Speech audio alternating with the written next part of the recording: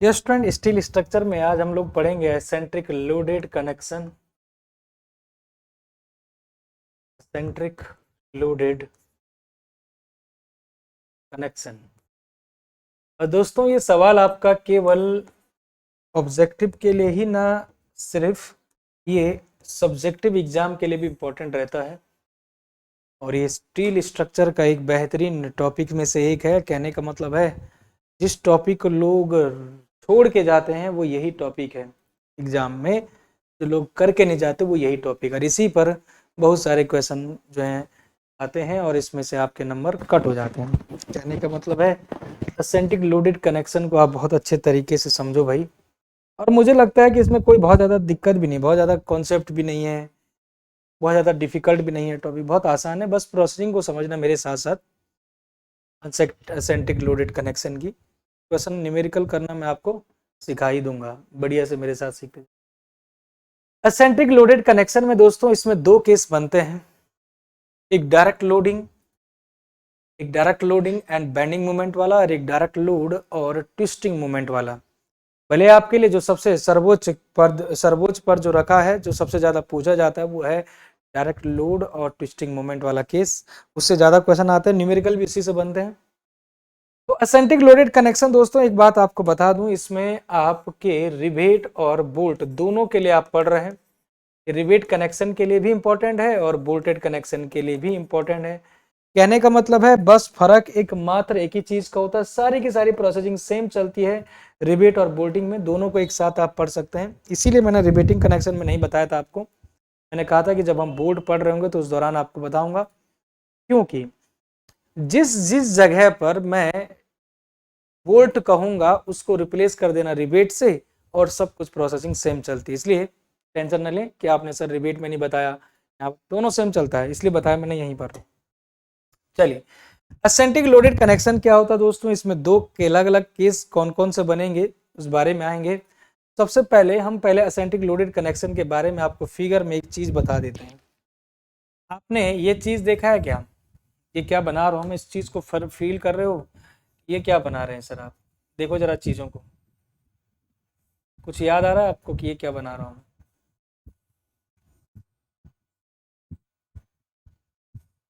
ये क्या बना रहा हूं मैं, कुछ फील हो रहा है। हाँ सर बिल्कुल फील हो रहा है सर, ये है एंगल सेक्शन, ये है sir angle section, sorry I section, gutter जिसको आप कह सकते हैं, बीम सेक्शन है सर।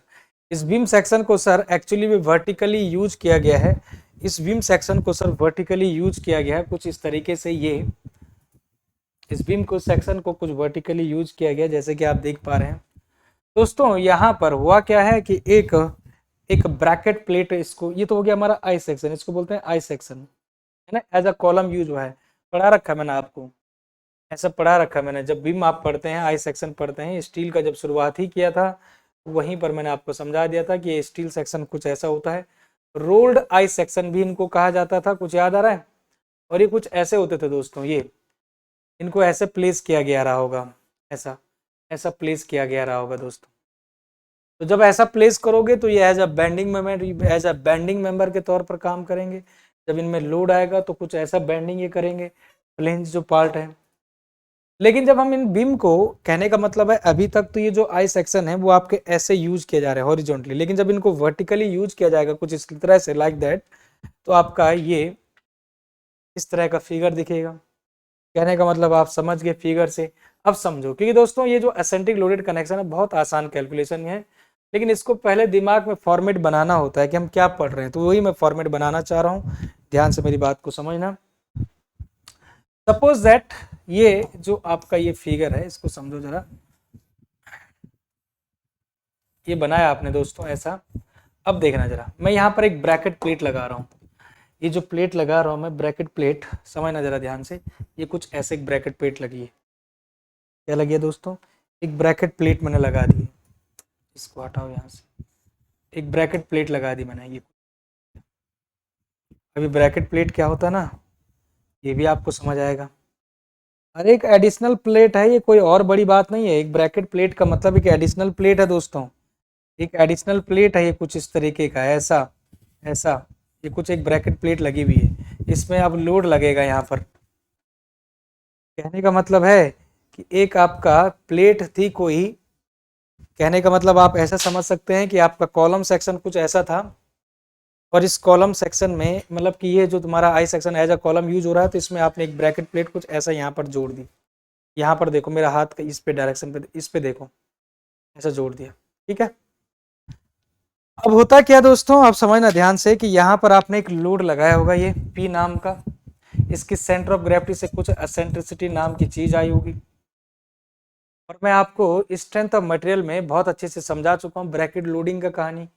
ब्रैकेट लोडिंग की कहानी आपको समझा चुका हूँ कि सिंपली सपोर्टेड बीम है कोई ऐसा, यहाँ पर ऐसा और ऐसा होता है, और उसके बाद मैंने आपको बता चुका हूँ कि यहाँ पर लोड आता है पी नाम का, और इधर की डिस्टेंस x और इधर की डिस्टेंस y है। तो इसी चीज को तो आप सिंप्लीफाई करते थे कुछ ऐसे कि भैया यहाँ पर ये लोडिंग एक जो P का है वो तो डायरेक्ट लोड आएगा ही, इस P का इफेक्ट यहाँ इस C पॉइंट पर आएगा ही, डायरेक्ट लोड का इफेक्ट, और दूसरा एक मूवमेंट भी क्रिएट होगा यहीं पर इस पॉइंट पर P इंटू एक्स का, क्योंकि हमारा सवाल ये होता है P ये है, लेकिन मूवमेंट जो क्रिएट कराएगा वो परपेंडिकुलर डिस्टेंस कराएगी, ना कि y करवाएगा।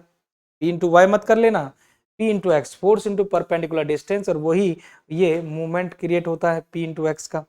कहने का मतलब है यही कहानी यहाँ पर भी हो रही होती है दोस्तों। एक तो लोड का इफेक्ट, जब आप इस ब्रैकेट लोडिंग पर, इस ब्रैकेट प्लेट पर जब आप लोड लगाओगे, तो उस दौरान ये बात तो सच हो गई है कि आपका एक डायरेक्ट लोड आना ही है P का, और दूसरा एक मूवमेंट भी क्रिएट होना है, और उस मूवमेंट के कारण अब ये मूवमेंट क्या है ना, यहाँ पर ये वाला जो है ट्विस्टिंग वाला केस है, ये क्या करेगा इस सेक्शन पर अराउंड द सेक्शन ये आपको एक ट्विस्टिंग मूवमेंट करवाएगा। लेकिन बहुत सारे केस बेंडिंग भी जनरेट कराते हैं, बेंडिंग का भी एग्जांपल दूंगा आपको, लेकिन अभी हमने केवल बात की है ये वाला जो केस होता है, इसमें दो केस आते हैं। पहली बात तो एसेंट्रिक लोडिंग वाला जो केस है, इसमें दो केस आते हैं दोस्तों, एक आता है डायरेक्ट लोड और ट्विस्टिंग मूवमेंट, एक आता है डायरेक्ट लोड और बेंडिंग मूवमेंट। इसलिए एसेंट्रिक लोडेड कनेक्शन का शुरुआत करने से पहले मैं आपको थोड़ा सा बता दें, ओवरव्यू दे दें, इसमें दो कंडीशन बनेंगी, दो कंडीशन बनेंगी दोस्तों। एक सिचुएशन बनेगी आपको, और आपको एक ही पर फोकस करना है मोस्टली। एक तो बनेगा direct load and twisting moment, twisting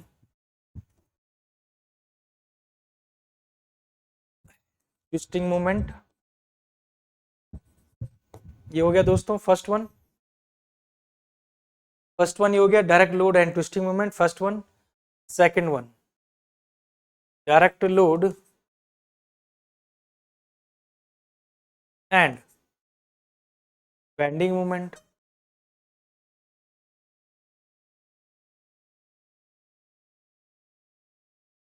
direct load and bending moment. Eccentric loaded connection में दो सिचुएशन हुई, direct load and twisting movement, और दूसरी सिचुएशन हुई direct load and bending movement. दोस्तों सिचुएशन मैंने आपको कुछ ओवरव्यू आपके दिमाग को बना ही दिया है कि एक्चुअली में यहाँ अब ये देखो, ये प्लेट जो है ऐसा हवा में थोड़ी होगा, कहने का मतलब मैंने आपको ऐसा समझाया ना, समझाता हूँ आपको, कुछ फील कराने कुछ। ये देखो, ये आपका एक प्लेट ये था, ठीक है, यहाँ पर आपने मिला दिया, इधर लगा दिया आपने प्लेट, ये लगा, ये लगा दिया, ये आपका एक तरह से वो था कॉलम सेक्शन था, ठीक है ना, यहाँ पर आपने प्लेट लगा दिया, ये लगा दिया। ऐसे रह जाएगा क्या हवा में, ये हवा में रह जाएगा क्या, नहीं, यहाँ पर आपको क्या लगाने पड़ेंगे, इसके पीछे बोर्ड लगाने पड़ेंगे क्या, अरे यहाँ पर आपको ये ज्वाइंट करने के लिए बोर्ड लगाने पड़ेंगे। वही मैं कह रहा हूँ कि यहाँ पर आपके बोर्ड लगाने होंगे, ऐसे ऐसे ऐसे ऐसे ऐसे, इस तरह के बोर्ड लगाने पड़ेंगे। ये तो आप बोर्ड लगाओ, ये तो रिवेट लगाओ, आपकी मर्जी है। इसको क्या कहा जाता है दोस्तों, इसको ब्रैकेट प्लेट कहा जाता है। क्या कहा जाता है, ब्रैकेट प्लेट, इसको बुलाया था दोस्तों ब्रैकेट प्लेट। ये हो गया आपका ब्रैकेट प्लेट। तो एक तरफ आपका हो गया दोस्तों ब्रैकेट प्लेट, और एक तरफ आपने पी का मान, पी जो डायरेक्ट लोड है वो उसके बारे में जाना। एक बात आपने जानी कि ये तुम्हारे पास सिचुएशन जो है ना, ये एसेंट्रिसिटी के कारण है, ठीक है ना। तो आपने देखा डायरेक्ट लोड और ट्विस्टिंग वाला जो केस है, इस चीज को पढ़ते कैसे, कहने का मतलब ये जो फिगर है ना, एक्चुअली में इसी का फिगर है ये। इसमें आपका जब ऐसा सिचुएशन आए कॉलम के साथ ये जुड़ा, और ऐसा ही बोर्ड जब लगे हो, तो इसमें ट्विस्टिंग आती है। इसमें क्या होता है, पैरेलल टू सेक्शन स्ट्रेसेस आएंगे, तो उसी को तो हम कहते हैं ट्विस्टिंग मोमेंट। लेकिन इसको सिंप्लीफाई करेंगे ना, जब इस चीज को जब आप सिंप्लीफाई करेंगे ना, तो सिंप्लीफाई बहुत आसान है इसका। इसका जो सिंप्लीफाई है ना बहुत आसान है, बल्कि यहाँ पर भी बना सकता हूँ मैं इसका सिंप्लीफाई। आ गया। इसका जो सिंप्लीफाई है ना, इसका बहुत आसान सिंप्लीफाई है। क्या होगा सिंप्लीफाई? देखो जरा सिंप्लीफाई देखो। सिंप्लीफाई क्या है, कुछ इस तरीके का होगा। ये तो हो गई आपकी मेन प्लेट, ये हो गए दोस्तों मेन प्लेट। ठीक है, यहाँ पर ही मेन प्लेट हो गई, मतलब कि आप कंटिन्यू का साइन लगा सकते हैं, ये कंटिन्यू का साइन लगा सकते हैं। कंटिन्यूस का साइन होता है ये, यहाँ भी कंटिन्यू, यहाँ भी कंटिन्यू। मेन मेन सेक्शन है ये तुम्हारा, आई सेक्शन, ये वाला पोर्शन मैंने बनाया अभी। अब इसमें ब्रैकेट प्लेट ऐड करो दोस्तों, इसमें ब्रैकेट प्लेट ऐड करो। ब्रैकेट प्लेट ऐड करने का जो तरीका होता है वो कुछ ऐसा होता है दोस्तों। ब्रैकेट प्लेट जो हम बनाते हैं कुछ ऐसा बनाते हैं, थोड़ा और कलर देता हूँ। ये कुछ ऐसा, ऐसा, और ये कुछ ऐसा। ये आपने क्या लगा दिया इसमें, ब्रैकेट प्लेट लगा दिया। क्या लगा दिया दोस्तों, ब्रैकेट प्लेट लगा दिया।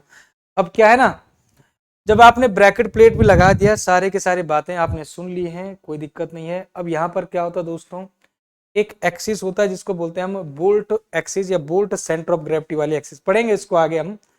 ये तो बोल्ट हो गए आपके, यहाँ लगा दिया, यहाँ लगा दिया, ये बोल्ट लगा दिया आपने। बोल्ट कहो या रिबेट कहो जो भी है, इसको बोलते हैं बोल्ट का सेंटर ऑफ ग्रेविटी एक्सिस, या बोल्ट ग्रुप का सीजी कहीं ना कहीं होगा। ये वाली एक्सिस वो वाली है। और यहाँ से लेकर जहां पर आपका फोर्स लग रहा है, मान लेते हैं कि यहाँ पर आपका जो है ना डायरेक्ट फोर्स यहाँ पर लग रहा है, इस पॉइंट पर लग रहा है पी नाम का। इस दूरी को क्या कहते हैं आप, फोर्स से लेकर इसके सीजी तक की दूरी ई कहते हैं। इस बात को ये जो चीज है एक्चुअल वाली बात, इस बात को ऐसा भी सिंप्लीफाई आप कर सकते हैं दोस्तों, कोई दिक्कत नहीं है, सिंप्लीफाई कर सकते हैं ऐसे भी। क्लियर है, यहाँ तक सिंप्लीफाई कर सकते हैं, क्लियर है, लिख सकते हैं, मेरा मतलब ये है, लिख सकते हैं, मेरा मतलब ये है। ठीक है, लिख दोगे, आगे बढ़े, करें फिर दगिया बढ़िया से पूरा का पूरा डिजाइन करें। तो चलिए अब आते हैं आगे दोस्तों। कहने का मतलब है दोस्तों, अब हम आ रहे हैं सारी की सारी सिचुएशन को समझो। Direct load and twisting movement को बहुत तरीके से हम पढ़ने वाले हैं, हेडिंग बना देंगे डायरेक्ट लोड। यही हमारा सबसे इंपॉर्टेंट तरीका, इसी से क्वेश्चन आने हैं। 100% जो क्वेश्चन बनते हैं वो इसी से पढ़ते हैं। ये समझो, मोटे मोटे तौर पर ये समझो, मैं ये कहना चाह रहा हूँ कि असेंडिंग लोडेड कनेक्शन का जो हमें पढ़ना है वो यही पढ़ना है, यही सबसे ज्यादा फोकस है, इसी से क्वेश्चन में आने हैं। तो direct load and twisting movement वाले केस को पढ़ेंगे हम, direct load and twisting movement, heading बना देंगे दोस्तों direct load and twisting movement. Numerical करना भी सिखाऊंगा आपको, टेंशन ना लो, एक एक न्यूमेरिकल इससे आपको आएगा, ये मैं आपको वादा कर रहा हूँ। लेकिन बशर्ते आपको इसकी थ्योरी को बस समझना है मेरे साथ। तो हमने देखा कि direct load and twisting movement के बारे में सबसे पहले वही फिगर मुझे याद आ रहा है, सबसे पहले उसी फिगर को डिस्कस करते हैं दोस्तों। सबसे पहले उसी फिगर को डिस्कस करते हैं कि जो हमारे पास बना हुआ था। कहने का मतलब है ये तुम्हारा वही एंगल सेक्शन वाला फिगर है, ध्यान से देखते रहिएगा। लेकिन इसको क्या है ना, इसको क्या है ना, आप कंटिन्यू रखने के लिए इस वाले को थोड़ा सा रफली हम रखेंगे, इस वाले को और इस वाले को भी थोड़ा रफली रखेंगे। क्यों ऐसा, क्योंकि दोस्तों कंटिन्यूटी दिखाना बहुत जरूरी है, कंटिन्यू दिखाना जो है बहुत जरूरी है। और कंटिन्यू दिखाने के लिए हमें थोड़ा सा ये ऐसा करना पड़ेगा, ये इस तरह से, और ये भी, क्योंकि ये आपका जो आई सेक्शन है वो कंटिन्यू रहेगा ऊपर नीचे, ठीक है। अब इस पे जोड़ो ब्रैकेट प्लेट, ये एंगल सेक्शन है, वो जो आई सेक्शन है वो एल है, कॉलम है मतलब एक तरह से। अब इसमें जोड़ो दोस्तों ब्रैकेट प्लेट। अब ब्रैकेट प्लेट में भी देखो जरा, कहानी में बढ़िया से ट्विस्ट आने वाला है। देखो ब्रैकेट प्लेट आप जोड़ो, इसमें यहाँ पर जोड़ दो, ये लो, ये क्या है दोस्तों, ब्रैकेट प्लेट है। इसका कलर थोड़ा सा अलग कर दो, चौड़ा भी कर दो, ये बन गया आपकी ब्रैकेट प्लेट। ध्यान से देखना भाई, बहुत इंपॉर्टेंट कॉन्सेप्ट बता रहे हैं अब आप, ठीक है। ये कर दो, इसको कलर हम कर देते हैं दोस्तों ऐसा। ब्रैकेट प्लेट आपने जोड़ दिया, कोई दिक्कत नहीं। लोडिंग बता दो कहीं यहाँ पर, इधर कहीं बता दो, इधर लोडिंग बता दो।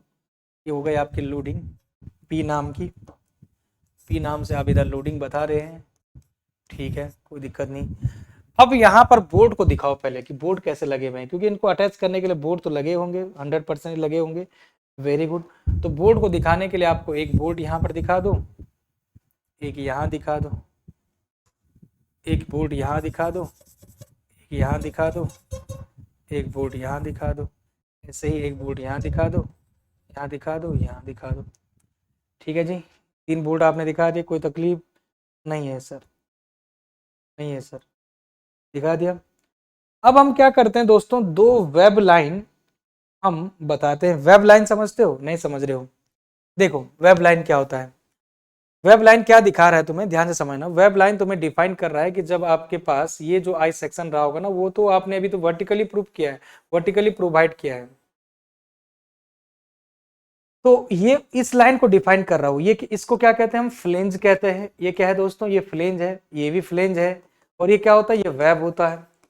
अब आप खुद सोचो, ये तुम्हारा वर्टिकली इसको प्लेस कर रहे हैं, अभी तो आपका ये जो है ऐसा दिख रहा है, हॉरिजॉन्टली ये रहेगा ऐसा, लेकिन इसको वर्टिकली प्लेस करो दोस्तों, ऐसे वर्टिकली प्लेस करो, तो यहाँ पर इसमें इसमें यहाँ पर बीचों बीच एक वेब लाइन जाएगा। कहने का मतलब है यहाँ पर एक वेब लाइन जाएगा, दो दो लाइन वेब जाएंगी, वेब लाइन बीचों बीच से एक यहाँ से जाएगी इस तरीके से,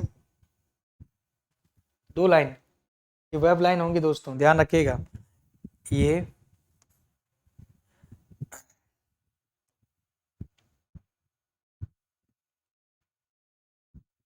ठीक है, और दूसरी लाइन कुछ ऐसे, ये इनको कहते हैं हम, इन दोनों को क्या कहा जाता है, इन दोनों को कहा जाता है दोस्तों, ये दोनों क्या है, इनको कहा जाता है वेब लाइन। पहले पूरे के पूरे छोटे छोटे नोटेशन सारे समझो। अभी वेब लाइन क्या है, इन दोनों लाइन को डिफाइन कर रहा है वो, ये इन दोनों लाइन को डिफाइन कर रहा है, ये भी आप समझ गए, चलिए ठीक है।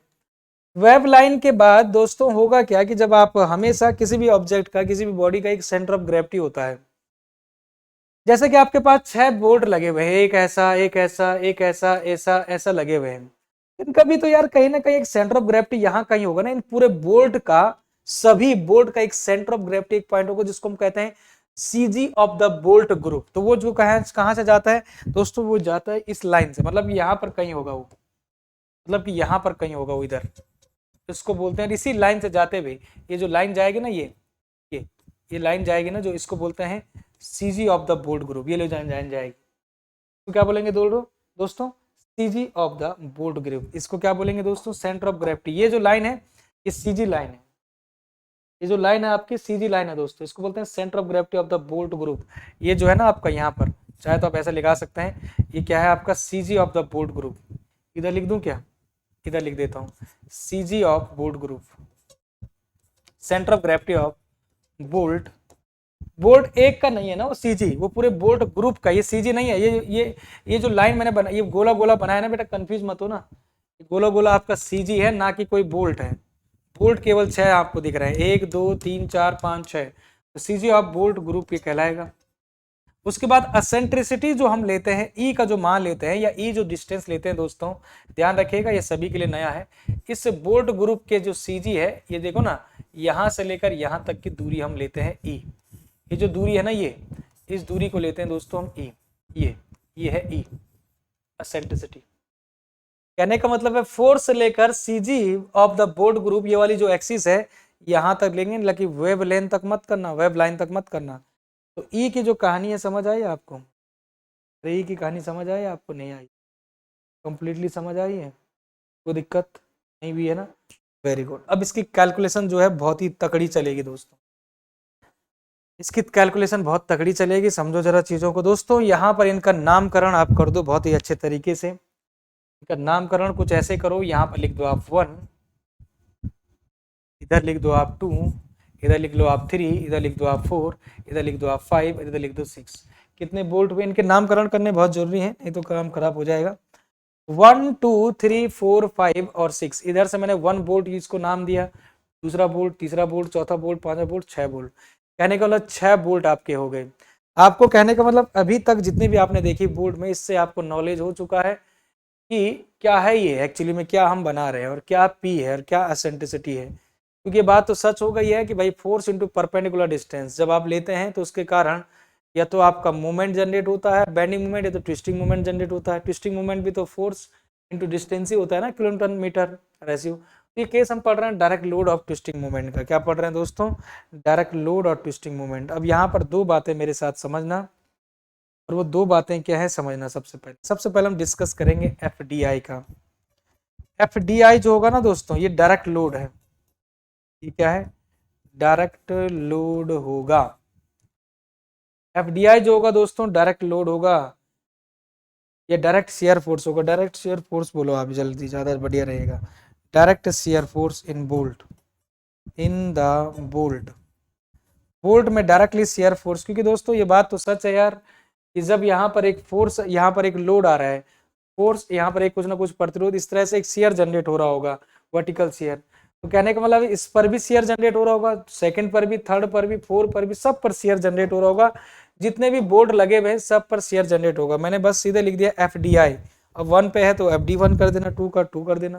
कहने का मतलब है एफ डी आई जो होगा, this is the direct shear force in the bolt. और अब एफ टी आई कहते हैं, एफ टी आई का मतलब होता है दोस्तों, this is the direct shear force. F D I जो है direct shear force in the bolt, is the direct shear force due to the in the bolt, या directly shear force due to the, ऐसे लिख दो, direct shear force due to direct load. Direct load मतलब जो direct लग रहा है P, ये वाला, इसके कारण जो शेयर फोर्स हो रहा है उसकी बात हम कह रहे हैं। This the direct shear force due to the direct load, direct load. अच्छा एफ टी आई क्या है दोस्तों? एफ टी आई हम कहते हैं डायरेक्टली, ये जो है ट्विस्टिंग, एक ट्विस्टिंग मूवमेंट आप कह, या ट्विस्टिंग मूवमेंट आप कह सकते हैं, ट्विस्टिंग या टॉर्जनल शेयर फोर्स आप कहें, due to the twisting movement, torsional shear force due to the torsional movement. तो टॉर्जनल शेयर फोर्स इसको कहेंगे, ध्यान रखिएगा, torsional shear force due to torsional movement. हल्का तकलीफ थोड़ा सा आपको डिफिकल्ट यहीं पर लगेगा जब तक आपको ये एफ टी आई और एफ डी आई समझ में नहीं आया है। और जैसे ही आप बहुत ज़्यादा फेवरेबल जब हो जाओगे इन दोनों से, तो आपको फिर तकलीफ दूर हो जाएगी। तो एफ डी आई और एफ टी आई में थोड़ा सा अभी कंफ्यूज होगा, कंफ्यूज होना स्वाभाविक भी है, कोई दिक्कत नहीं है दोस्तों, कोई दिक्कत नहीं। ये जो पी होता है इसको हम कहते हैं दोस्तों फैक्टर्ड लोड, ये जो पी होता है इसको हम कहते हैं दोस्तों फैक्टर्ड लोड होगा ये, तो क्या कहते हैं फैक्टर्ड लोड। हमेशा ध्यान रखिएगा जो एफ टी आई लेने का तरीका होता है वो हम हमेशा क्या लेते हैं, perpendicular to the line joining of the rivet group. खैर उसको हम आगे पढ़ रहे हैं, टेंशन ना लो। तो चलिएगा, हमने क्या पढ़ा दोस्तों? अभी तक हमने पढ़ा, ध्यान से देखते रहिएगा, हमने पढ़ा कि दो प्लेट थी कुछ ऐसे, ध्यान से देखते रहिएगा, यहाँ से आपकी बहुत अच्छे से क्रिस्टली क्लियर होने वाली चीजें। दो प्लेट थी आपकी कुछ ऐसे, ये गई और ये गई, और इसमें आपने प्लेट लगाया कुछ इस तरीके का, ये लगा दिया दोस्तों, और जितना बड़ा प्लेट रहेगा उतना आपको समझ आएगा। ये क्या है? ब्रैकेट प्लेट है दोस्तों। ये क्या है जी? Bracket plate. ये लगा दिया मैंने ब्रैकेट प्लेट, ठीक है, लगा दिया, ब्रैकेट प्लेट आपने लगा दिया, ठीक है। ब्रैकेट प्लेट को चाहे तो आप थोड़ा सा और बढ़िया से जो है दिखाने की कोशिश करें तो ठीक रहता है। यहाँ पर क्या करते हैं ना, हल्का सा पॉइंट कर देते हैं, ये हो गया, ठीक है जी। अब होगा क्या, ये है,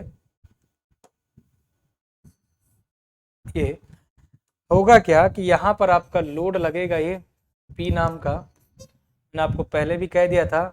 यहाँ पर रिबेट लगाओ आप, सॉरी बोल्ट या रिबेट दोनों आप कह सकते हैं दोस्तों। एक बोल्ट यहाँ पे लगाओ आप,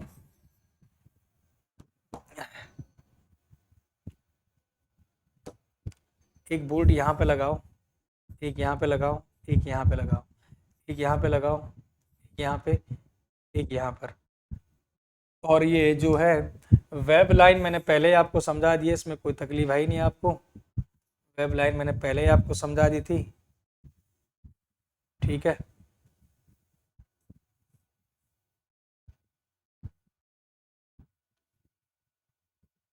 ठीक है,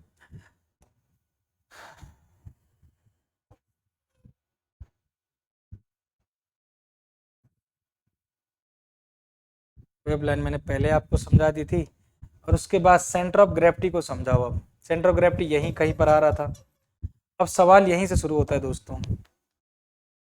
समझना ध्यान से, बहुत अच्छे से फोकस करना। अगर आज समझ गए तो सब कुछ समझ आएगा, आज नहीं समझे तो कभी समझ नहीं आएगा, ये बता दूं मैं आपको। दोस्तों सबसे पहले यहाँ पर ये जो बोल्ट है, ये जो आपका फोर्स है, वो कितनी डिस्टेंस पर लग रहा है ये भी तो आपको पता है। वो जो डिस्टेंस है दोस्तों, इसी के यहाँ से लिया जाता है। इसके ये जो सीजी लाइन है ये कुछ ऐसे आ रही है, देखो सीजी लाइन ये है, सेंटर ऑफ ग्रेविटी लाइन। तो यहीं से वो डिस्टेंस ली जाती है ई नाम की। ये तो मैंने पहले आपको कहा दिया था, कहा था कि नहीं कहा था? ई डिस्टेंस पहले ले लिया था ना, कोई दिक्कत तो नहीं है यहाँ तक? Very good. अब सवाल आता है दोस्तों, सवाल आता है बहुत ही मजेदार तरीके से।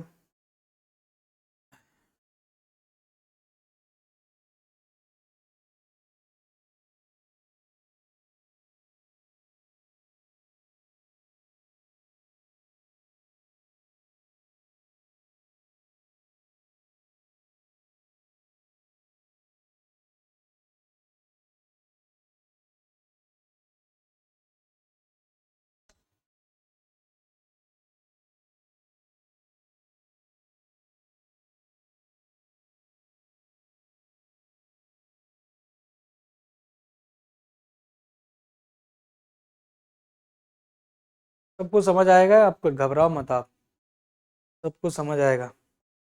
आपके लिए ही तो इतनी मेहनत कर रहा हूँ मैं। चाहे मेहनत ऐसी थोड़ी जाएगी हमारी।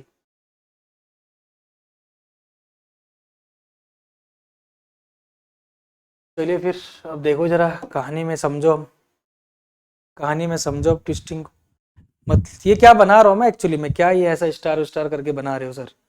देखो सबसे पहले नंबरिंग हमारे लिए करना बहुत जरूरी है, इनकी नंबरिंग करिएगा। इसका नाम है 1 रिवेट या bolt, second, third bolt, fourth bolt, fifth bolt और 6 नंबर। 6 बोल्ट हो गए या 6 रिवेट, जो भी आप नाम करें।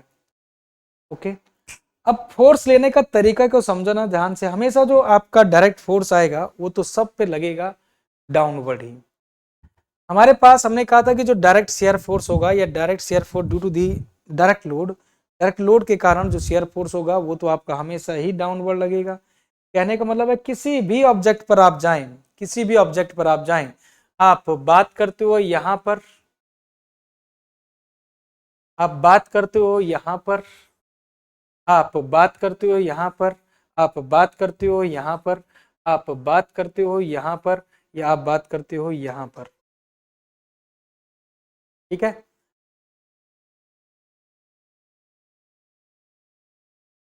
ठीक है, नीचे नीचे बनाओ ना, ये हो गया। ठीक है, नीचे ये वाला। ठीक है, समतुल्य में ये वाला, यहाँ पर ये। ठीक है, नीचे ये यहाँ पर कहीं। ठीक है जी, अब ठीक रहेगा। ओके। अब देखो जरा दोस्तों क्या बनाया मैंने। ये वाली जो घटना मैं आपको बता रहा हूँ ये 1 वाली है, ये तुम्हारा दूसरा वाला रिबेट है, ये तीसरा वाला रिबेट के लिए मैंने बनाया है, ये चौथे वाले रिबेट के लिए बनाया है, और ये 5वां वाले रिबेट के लिए बनाया है, और ये 6वें वाले रिबेट के बनाया है। इस बात को समझ जाओ कि मैं इसी के साथ खेल खेलने वाला हूँ। ये जो 1 2 3 4 5 6 लिख रहे हैं ना, इसी के साथ मैं खेल खेलने वाला हूँ यहाँ पर। और मैं आपको पहले ही लिख नहीं रहा हूँ, मैं लिखने से फिर गड़बड़ हो जाएगा। पहले एक बार मैं पूरा आपको समझा रहा हूँ कि ये जो बोर्ड मैंने बनाया है ये क्या है। ये जो बोल्ट है दोस्तों, ये आपका कौन सा बोल्ट है ये मैंने आपको बता दिया। ये कौन सा बोल्ट है ये भी बना दिया, ये कौन सा बोल्ट है ये भी बना दिया, ये कौन सा बोल्ट है ये भी बता दिया, ये कौन सा बोल्ट है ये भी बता दिया, ये कौन सा बोल्ट है ये भी बता दिया। वही से भी आप देख सकते हैं 1 2 3 4 5 6 हो गया 6 बोल्ट। Very good. सबसे पहला सवाल ये है ना, मैंने आपको पहले भी कहा है कि कभी भी जब आपका ऐसा हो रहा है और ऐसा एक प्लेट लग रहा है, इसमें आपका P नाम का फोर्स लग रहा है, यहाँ पर एसेंट्रिसिटी आ रही है, तो भैया इस पॉइंट पर, कहने का मतलब इन बोल्ट में, ये जो बोल्ट लग रहे हैं ऐसे, इन बोल्ट में एक तो डायरेक्ट लोड का इफेक्ट होगा FD करके, जिसको कह रहा हूँ। 1 पर भी होगा तो 1 कह दो, 2 पर भी होगा, 3 पर भी होगा, 5 पर, सब पर आपका जो डायरेक्ट फोर्स होगा वो हमेशा डाउनवर्ड ही तो होता है। डायरेक्ट लोड का जो इफेक्ट रहेगा वो तो डाउनवर्ड ही रहेगा ना। अब बात करते हैं मूवमेंट की। अब बात करते हैं मूवमेंट की, तो मूवमेंट आपके इसमें अलग से आ सकता है, इसमें अलग जा सकता है, वो अलग बात है। अभी केवल डायरेक्ट लोड को हम देखते हैं। कहने का मतलब अभी हमने डायरेक्ट लोड देखा है, वो हमेशा क्या जाएगा, डाउनवर्ड जाएगा। कहने का मतलब है कि सर यहाँ पर मैं बात करूं तो ये जो है आपका डाउनवर्ड ही जाएगा। FD1 क्या क्या जाएगा, FD1 जो डाउनवर्ड ही जाएगा क्या। समझ रहे हो कि नहीं जा रहे हो? समझ रहे कि नहीं समझ रहे दोस्तों, कि जो FD1 है ये तो आपका 100%ली क्या होगा, डाउनवर्ड ही जाएगा। समझे FD1 को? ऐसे ही अगर मैं 2 पर बात करूं तो दोस्तों ये भी आपका FD2 वैसे ही जाएगा। गजब हो गया। अगर मैं 3 की बात करूं तो यहां पर भी FD3 आपका ऐसे ही जाएगा, कोई दिक्कत नहीं है। FD3 आपका डाउनवर्ड ही जाएगा।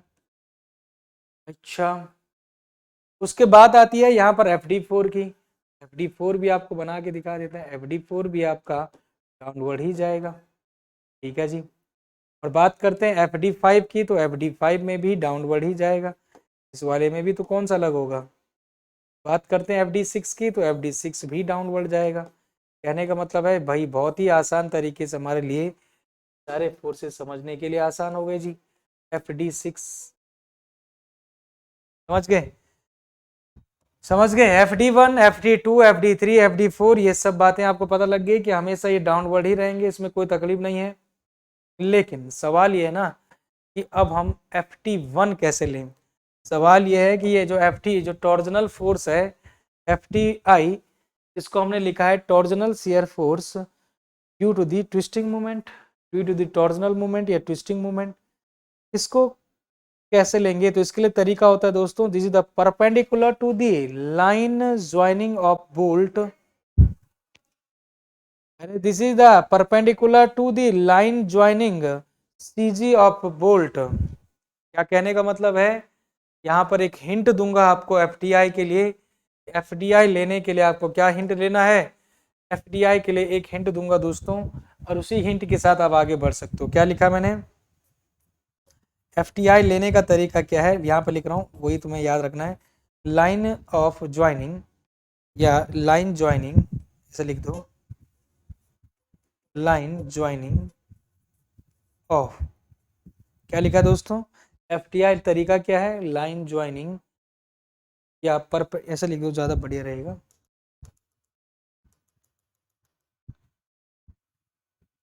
Perpendicular line, perpendicular line joining, perpendicular line joining CG of the bolt. कहने का मतलब है perpendicular to the line joining CG of bolt, line joining CG of bolt, perpendicular line joining CG of the bolt, CG of the bolt. ठीक है, चलो शुरू करें दोस्तों, शुरू करें। लेकिन ध्यान रखिएगा डायरेक्शन का, हमेशा डायरेक्शन का ध्यान रखना है, क्योंकि दोस्तों इस पे जो मूवमेंट की जो डायरेक्शन है उसका ध्यान हमेशा रखना है। अगर आप ध्यान से देखें इस फिगर में, तो मूवमेंट किस तरह का क्रिएट हो रहा है, अगर आप ध्यान से फोकस करें तो मूवमेंट आपका किस तरह का क्रिएट हो रहा है इस CG में, ऐसे ही क्रिएट होगा क्या, P इंटू ई का, क्या ये जो मूवमेंट क्रिएट होगा P इंटू ई का, ये कुछ ऐसे ही क्रिएट होगा P इंटू ई का मूवमेंट, यस और नॉट। इतनी बात तो समझ आ रही है ना कि जो मूवमेंट क्रिएट होगा CG में P इंटू ई का ऐसा ही होगा, क्योंकि मैं पहले ही बता चुका हूं दोस्तों कि हमेशा से, जैसे मैंने पहले भी आपको ब्रैकेट वाले में कहा था कि अगर आपका ऐसा लोड आता रहा, ऐसा होता है इस पॉइंट में दोस्तों, एक तो डायरेक्ट लोड का इफेक्ट डाउनवर्ड ही आएगा, एक मूवमेंट भी क्रिएट होगा। लेकिन देखना यह है कि फोर्स इंटू परपेंडिकुलर डिस्टेंस ये कैसा मूवमेंट क्रिएट करा रहा है। अगर आप ध्यान से देखें तो फोर्स इंटू परपेंडिकुलर डिस्टेंस ये तो मूवमेंट क्रिएट कराएगा, किस तरह का, क्लॉकवाइज। क्या, तो बस इसमें कोई तकलीफ है ही नहीं मुझे। कहने का मतलब P इंटू ई का मान तो आप जान ही चुके हो कि इसके CG पर ही लगेगा, ये सेंटर ऑफ ग्रेविटी पर ही लगेगा। कहने का मतलब ये आप ऐसा बोल सकते हैं इसको, P इंटू ई, क्या P इंटू ई का बोल सकते हैं, यहाँ पर आपको लिख ही देता हूं मैं। ये बात समझ गया आपका, ये मूवमेंट कैसे क्रिएट करा है, किस तरह से लग रहा है, हटा दूं। और ये क्या है, ये है CG of the board group. CG of the board group को थोड़ा सा लाइट कर देते हैं, जो व्हाइट व्हाइट आपने बनाया था ये CG of the board group है। This is the centre of gravity of the board group, board group का CG है।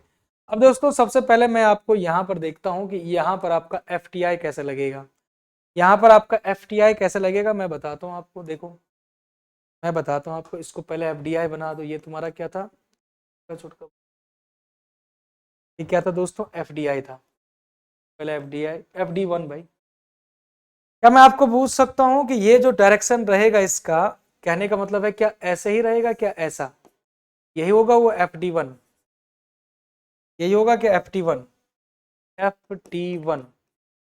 समझ आया, नहीं आया, नहीं आया होगा।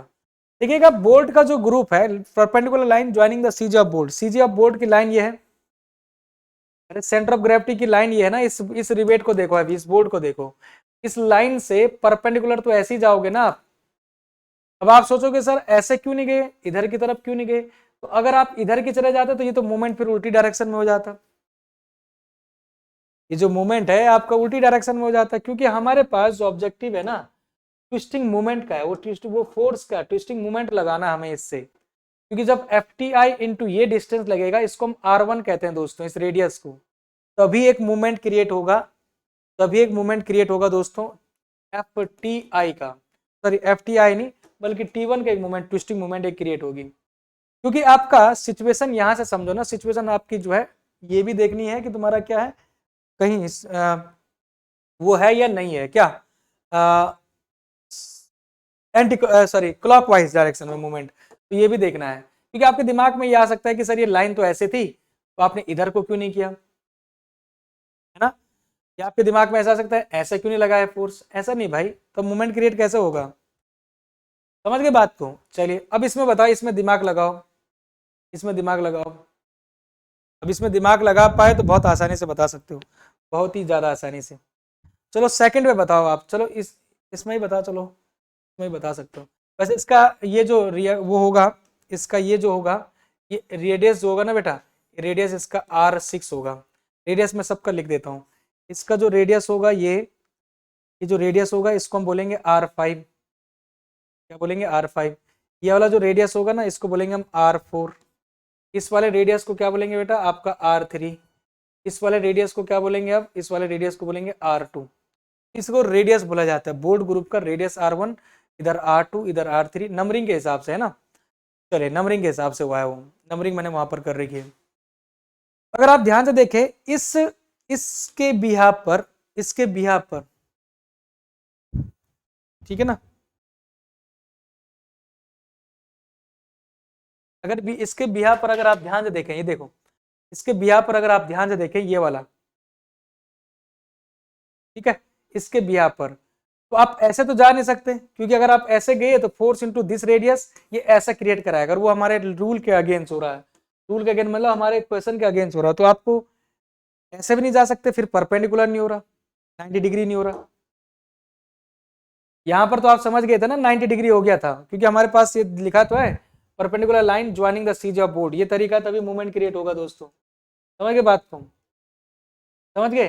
तो यहां पर कहने का मतलब है कि यहीं पर आपका FD6 तो था ही, इसी के नीचे मैं यहीं पर लिख देता हूं, ये आपका इसी में ऐसा जाएगा, ये कहने का मतलब है ये आपका जाएगा FD6, यहां पर बताओ क्या होगा, यहां पर बताओ दोस्तों, यहाँ पर बताओ आपका FD6 समझ गए ना कैसे किया मैंने, यहाँ पर बताओ, क्या आप बोल सकते हैं कि सर ये ऐसे जाना चाहिए, अभी बोल सकते हो क्या, इसको बोलोगे आप FT5, कैसे समझे आप, दिखाते हैं आपको, देखो कैसे समझे होंगे। ये दोस्तों यहां से जाना है आपको, ये फोर्स हो गया, मतलब कि ये रेडियस हो गया, इनटू, अब ऐसे नहीं जा सकते क्योंकि ये ऐसे जाएगा तो फिर से वही कहानी होगी उल्टी एंटी क्लॉकवाइज, तो ये आपको परपेंडिकुलर भी देखना है, तो भैया ये ऐसे जाएगा। अब आते हैं फोर वाले में, फोर वाले में ध्यान से समझेगा, फिर से वही जाना है, क्योंकि हमारे पास हमारा ऑब्जेक्टिव भी है ना, वो ऐसे जाना, हमें हमारा ऑब्जेक्टिव भी है ना, हमें ऐसे जाना है, इसलिए दोस्तों अब ये फोर्स, ये डिस्टेंस है, तो परपेंडिकुलर कैसे होगा, ये ऐसे होगा क्या, ऐसे होगा या कुछ और होगा, सही है ना, तो कहने का मतलब है परपेंडिकुलर क्या हो गया, ऐसे हो गया दोस्तों, और ये क्या हो गया आपका, इसके मान, ये किसकी बात हो रही है सर, ये हो रही है FT4 की, क्योंकि फोर्स इनटू परपेंडिकुलर डिस्टेंस तभी तो वह होगा ये, क्योंकि यही तो 90 डिग्री है, तभी तो ये घुमाएगा ऐसे। अब आपके दिमाग में ये अगर किसी के आ रहा है कि सर ऐसे क्यों नहीं किया, तो फिर तो आप ऐसे घुमा दे रहे हो, उल्टा घुमा दे रहे हो एंटी क्लॉकवाइज, ऐसे नहीं करना बेटा पाप, समझ गए बात को। यहाँ पर आपके दो फोर्सेज आपने देख लिए, FD4 और FT4 टॉर्जन वाला, टॉर्जनल शियर फोर्स आ गया एक्चुअली, है ना, torsional shear force due to the torsional movement.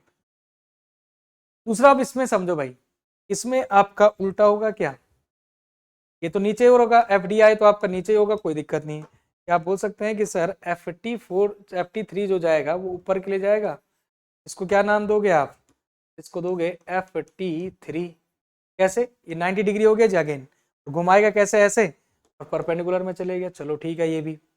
अब आते हैं टू वाले के लिए, टू वाले के लिए तो भैया फिर से आप ऐसे जा नहीं सकते, अगर आप ऐसे गए तो फोर्स फोर्स ही होगा इनटू परपेंडिकुलर डिस्टेंस, ये ऐसे घूमेगा, फिर से ऐसे जा नहीं सकते, इसके लिए क्या उपाय है, इसके लिए उपाय है दोस्तों ऐसा, तो बोलेंगे हम क्या, FT F T.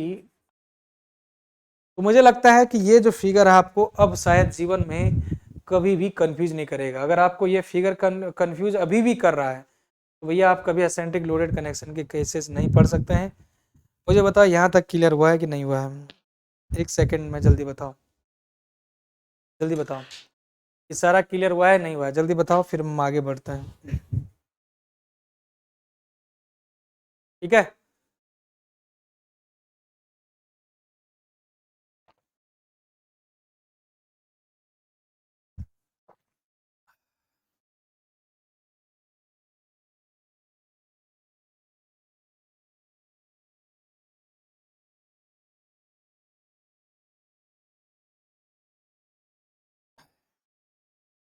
F D one का या एफ डी आई का तो डायरेक्ट लॉजिक है कि भाई वो डायरेक्टली नीचे ही लगेगा, डायरेक्ट लोड का इफेक्ट है। तो भैया एफ डी आई तो मैं पहले ही बता चुका हूँ, direct shear force due to the direct load, वो आपका डाउनवर्ड ही लगेगा। लेकिन जो आपका टॉर्जनल शेयर फोर्स है due to the twisting moment, उसमें आपका लॉजिक है कि वो परपेंडिकुलर लगना चाहिए, फोर्स इंटू परपेंडिकुलर डिस्टेंस लगनी चाहिए, और वो भी आपके क्लॉकवाइज डायरेक्शन में हो रहा है सारा का सारा लॉजिक। तो उसके हिसाब से आपको पढ़ना था। मुझे बता यहाँ तक क्लियर हुआ है? पकड़ पाए लॉजिक को?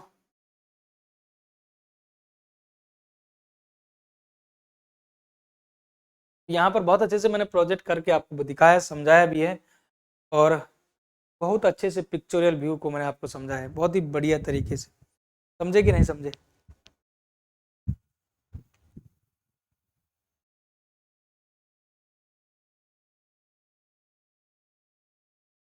ठीक है ना?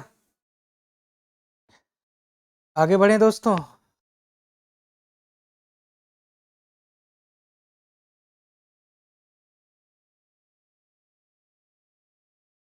चलिए जी, अब कैलकुलेशन पर आते हैं दोस्तों। हमारी कैलकुलेशन क्या कहती है? आगे हम कैलकुलेशन पर आते हैं। क्या कहती है हमारी कैलकुलेशन? सबसे पहले दोस्तों हमने देखा कि एफ डी आई क्या था। एफ डी आई आई है, ठीक है। एफ डी आई क्या था? This is the direct shear force, direct shear force due to direct load. Direct load के कारण जो डायरेक्टली शेयर फोर्स जनरेट हो रहा है। और एफ टी आई क्या है? एफ टी आई का मतलब है डायरेक्ट टॉर्जनल शेयर फोर्स। क्या बोलेंगे इसको? टॉर्जनल डायरेक्ट नहीं कहेंगे, बल्कि इसको हम टॉर्जनल ही कहेंगे। Torsional shear force, torsional shear force due to twisting moment. क्योंकि ट्विस्टिंग मोमेंट के कारण भी तो शेयर जनरेट होता है ना, शेयर स्ट्रेस जनरेट होता है ना। क्योंकि आपको पता होगा T by J is equal to top on R. एक फॉर्मूला नहीं पढ़ा था हमने कभी जीवन में? एक फॉर्मूला पढ़ा था, T by J is equal to top on R is equal to G theta by L. याद है? कुछ आ रहा है? तो ये फॉर्मूला हमने यहाँ से, हमने यही चीज़ तो सीखा था जब हम सोम में पढ़ रहे थे, याद होगा आपको। यहाँ से ये बात सत्यापित होती है कि दोस्तों टॉर्जन के कारण शेयरिंग जनरेट तो हमेशा होती होती है ना। टॉर्जन के कारण शेयरिंग जनरेट होती है। और bending moment equation B M upon I is equal to sigma upon Y is equal to E upon R. और बेंडिंग मोमेंट के कारण बेंडिंग स्ट्रेस जनरेट होता है। कहने का मतलब ये टॉर्जन मोमेंट है, सॉरी, ये जो ट्विस्टिंग मोमेंट है, ये जो इक्वेशन है, ये तुम्हारा इंपॉर्टेंट रूल यहाँ पर अदा करेगी। अब समझो जरा ध्यान से। अगर मैं आपसे पूछता हूँ कि जरा बताओ एफ डी आई क्या होना चाहिए, तो आप तुरंत बता दोगे सर एफ डी आई तो बहुत सिंपल से निकल सकता है। अगर मैं आपसे कहूँ कि एफ डी आई क्या होना चाहिए डायरेक्ट फोर्स वाला, तो आप कहोगे वो P बाई 6 कर दो। P जो आपका डायरेक्ट लोड था, और P बाई 6 ना लिखकर पहले एक काम करते हैं, P बाई N कर दो। कहने का मतलब है ना दोस्तों, यह कहने का मतलब है कि डायरेक्ट लोड आपके सिंगल किसी एक में कितना लगने वाला है एफ डी आई। एफ डी आई का मतलब किसी सिंगल का है, जैसे एफ डी वन कह दो, एफ डी टू कह दो, एफ डी थ्री कह दो, एफ डी फोर कह दो। भाई टोटल लोड आपका P है डायरेक्ट लोड, और नंबर ऑफ बोल्ट कितने हैं या नंबर ऑफ रिवेट कितने हैं उसका डिवाइड कर दो, तो वहां पर आपको पता लग जाएगा कि कितना फोर्स एक में जा रहा है क्या डायरेक्ट लोड। समझ गए आपको बात? अरे बात को समझे नहीं समझे? तो कहने का मतलब है पहला फॉर्मूला आपका यही लगता है दोस्तों एफ डी आई के लिए। This is the F D I, not F D one. F D one नहीं करने का, एफ डी आई की बात कर रहे हैं। कहने का मतलब है कितना फोर्स है आपके पास, और कितना नंबर ऑफ रिवेट है या नंबर ऑफ बोल्ट है, तो टोटल फोर्स ये है और उसमें आपने अपॉन में 6 किया है, तो वो एक का दे देगा आपको, एक का फोर्स दे देगा कि एक में कितना डायरेक्ट फोर्स या डायरेक्ट लोड ट्रांसफर हो रहा है, यस और नॉट। तो ये आप कह सकते हैं ये पहली इक्वेशन है दोस्तों। तो आप क्या कह दो थोड़ा देर के लिए, तो कह दो कि ये फर्स्ट इक्वेशन आपकी आ गई। एक तरह से आप क्या कह दो, इसको फर्स्ट इक्वेशन कह दो। समझ गए। अब यहाँ पर एन क्या है, पी क्या है दोस्तों, और एफ डी आई क्या है, मैं आपको बता दूं। F D I is the in the direction of load. हमेशा जो एफ डी आई होता है ना, वो हमेशा फोर्स के डायरेक्शन में ही लगता है। मतलब कि अभी आपने इस फिगर में तो देखा ही था, इस फिगर में देखिएगा फोर्स का डायरेक्शन यही है, इसी डायरेक्शन में आपका हमेशा एफ डी आई लग रहा था, ऐसे ऐसे ऐसे ऐसे डायरेक्टेड ऐसे लग रहा था। और बहुत अच्छे से फिगर को समझना है क्रिस्टली क्लियर करके, तो ये चीज आप देखो, सब कुछ आपका फोर्स के डायरेक्शन में लग रहा है क्या। तो कहने का मतलब है, मैं ये लिखना चाहता हूँ यहाँ पर कि F D I always is in the direction of direct load. F D I is in the direction of direct load. F D I जो लगेगा, F D I is in the, F D I is in the direction of direction of direct load. Direct load कौन सा,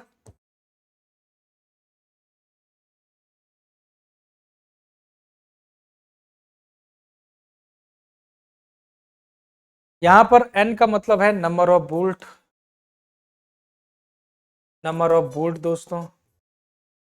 P का मतलब है दोस्तों direct load. तो सभी नोटेशन आपको पहले से भी पता थे, कोई नई बात नहीं थी।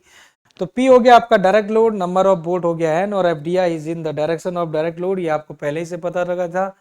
पी को भी लिख देते हैं यहाँ पर, चलो P is equal to direct load. तो आज जो है आपने सीखा है सबसे पहले कि डायरेक्ट लोड, और सबसे पहले तो आपका फिगर क्या है तो रिप्रेजेंट करना आता है। क्योंकि दोस्तों आपको एक कैलकुलेशन में आपको समझाऊंगा, जब न्यूमेरिकल आते हैं तो यहाँ पर R1 R2 ये अभी हम पढ़ेंगे, एफ डी आई और एफ टी आई निकालना सीखेंगे, उसके बाद रिजल्ट निकालना सीखेंगे। तो ये क्या हुआ आपका एफ डी आई निकल गया, क्या निकल गया जी, एफ डी आई निकल गया।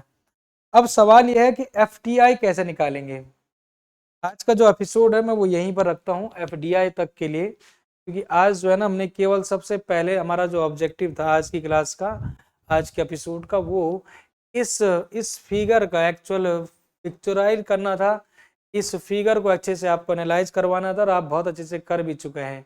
कैसे एफ डी आई लिया है, कैसे एफ टी आई लिया है, वो सारी जानकारी मेरे हिसाब से मिल गई होगी। तो अगली क्लास में आपको एफ टी आई निकालना सिखाऊंगा, और जब एफ टी आई निकालना सीख लोगे, एफ डी आई तो निकालना सीख ही चुके हो, उसके बाद रिजल्टेंट आपको फोर्स कितना आ रहा है ज्वाइंट में, उसी से क्वेश्चन भी बनेंगे, और उसी से क्वेश्चन करवाना भी मैं आपको सिखाऊंगा। ठीक है, तो यहाँ तक आपके बहुत अच्छे से आपको समझ आ गया होगा। किसी को कुछ डाउट हो तो पूछ सकते हैं जी,